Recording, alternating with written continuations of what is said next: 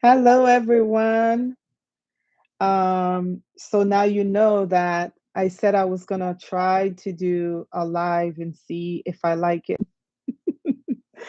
I'm back, so that means I like it. Okay. I'm gonna answer some of the most commonly asked questions that I have here on YouTube. Questions that people have asked, and I have a free workbook below the description where you can download and get some additional resources. Um, we'll get to it. Quick question: how hard it or easy it is to find CNAs? Um, so the question is um, how to find workers, either CNAs or home health aid. I'll share some of the strategies that have worked for me and for um, my clients. As you know, I license clients throughout the state of Florida. And one of the most important aspects of your business is having good staff, not just when you think about hiring a staff member. So, to be specific, you're going to go on indeed.com and you're going to put a job post to find your first few caregivers. Um, the other strategies that we've used is finding a good church, a couple of them, and develop a relationship with um, the person who is over the group chat. How you gonna know that? You're not gonna know. Um, but what you're gonna do is you're gonna find three churches in your area, go and develop a relationship with them. Um, Even in the beginning, when you've just opened and you're implementing your marketing strategy, part of the steps that I recommend is to actually go out there and pass out your flyers to those churches. So you're passing out the flyers to let the church know that you have an ALF. And because you have an ALF, you're in need of seniors who need your help. And also, you're also in need of staff. Um, you will hire staff. It will be a good lead source for you. And it's a win win because you're able to find good staff from the church. And once you find your initial staff, now is a matter of treating them right. And they will bring you their sisters, their brothers, other people from the church, and making sure that you have a good relationship with the staff that you're hiring is huge. So, indeed, the community. Um, and also keep in mind, you're not just hiring a staff member, you're hiring culture, right? You're hiring um, someone who can follow direction and who can do the right thing even when no one is around. So your credibility, compliance, and also protection. Um, the other question that I usually get with hiring staff is, how do I hire staff? Should I make them independent contractors? Um, Remember, independent contractors, they come and go as they please. You cannot place them on a schedule. And if you did go the independent contractor route, for you to have them have their own liability insurance. So, of course, you're required as an ALF owner to have liability insurance. That's part of your licensing requirements. But even beyond that, If someone is going to be an independent contractor, you should have them have their own liability insurance. So if they were neglectful, their liability insurance will hit first before yours. And that's added protection for you. So aside from the culture, establishing if you're going to have them as independent contractor or you're going to have them as your employee, they are on a schedule. Um, those are the things that I would look into. And also, when I personally hired, I didn't focus too much on experience. And I know that is probably not popular opinion, but in my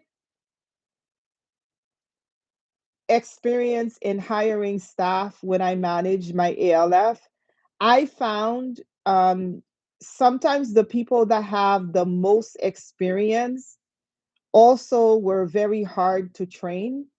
They did things the wrong way.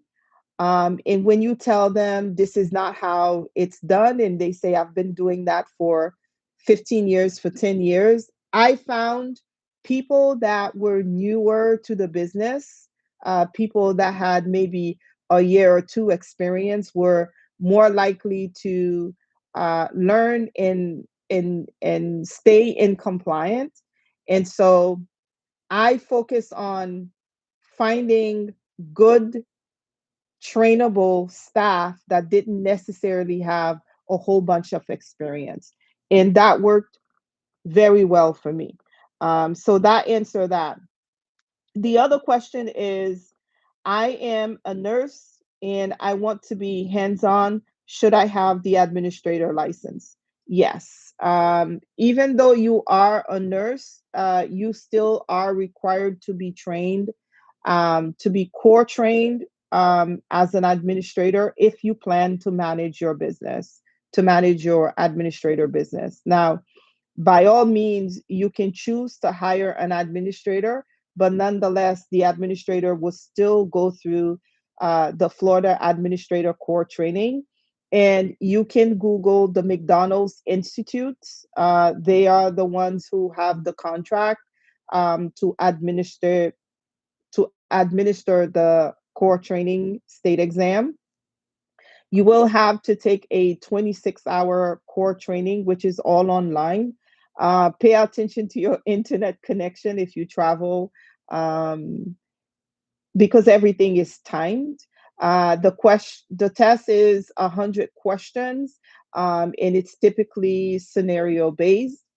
And you go, you take the exam, you pass it, but you are required to be core trained if you are going to be the administrator, even though you may be a nurse. Okay, you still have to have the core training, although you are a nurse.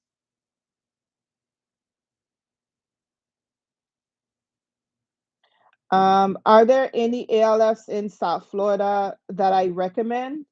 Yes, I think we communicated with this person already via email. And let me know if you were able to find an ALF that you and your loved one end up falling in love with. How much is your services? So my services depends. If you are planning to open a 6-bed ALF or 10-bed ALF or 200-bed ALF, it depends. The best method is to schedule a one-on-one consultation with me where I learn more about what is it that you're trying to do, and then we establish a price. You'll find information in the description. Menu questions. So I have some questions about the menu. Basically, the person asks what to do when it comes to the holidays. So you are allowed to. So let's go back a little bit. So we know as a licensed ALF, you are required to feed your residents from a menu that have been established from a licensed dietitian. And so there's a set of food that is already determined that you can feed your clients. And there is also substitution. So you'll receive your daily menu, your substitution menu, that you can substitute what you feed your client, and also um, the emergency disaster menu. So when you are having a party, you are allowed to um, substitute your menu.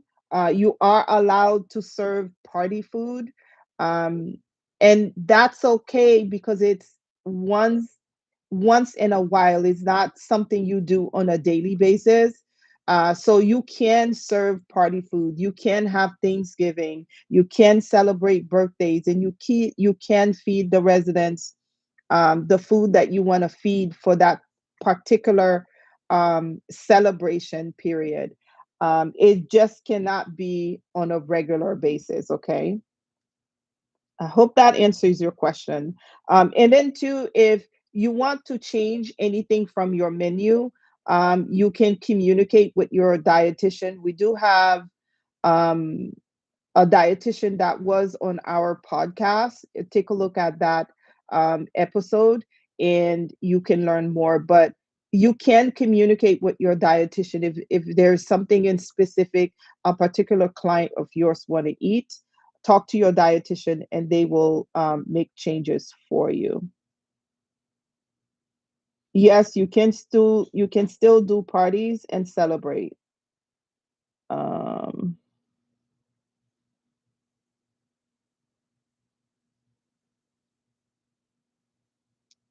yes, I think that's all the questions we had.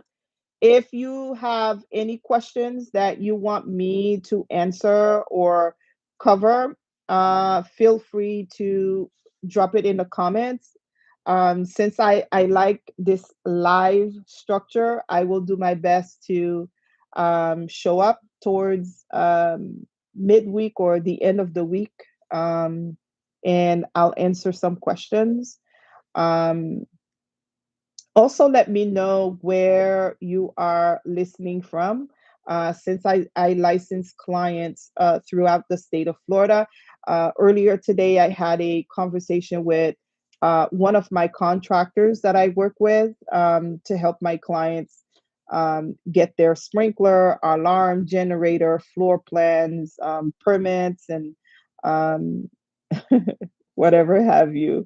It's a lot that happens when a client come my way, and I am the middle person that is connected to every aspect of their licensing process, the building zoning, change of use, all of those contractors doing different things for them.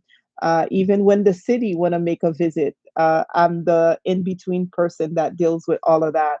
And one of the things that the contractor brought up is the lack of awareness as to how much work goes behind making sure that he does what he's supposed to do and I do what I'm supposed to do, and the collaboration and the communication that happens even while the client is out and about taking care of the things that they do, which is the whole point anyway. But I think um, I've always felt like I clients don't realize how much work goes into the process because we carry a lot of that weight for them.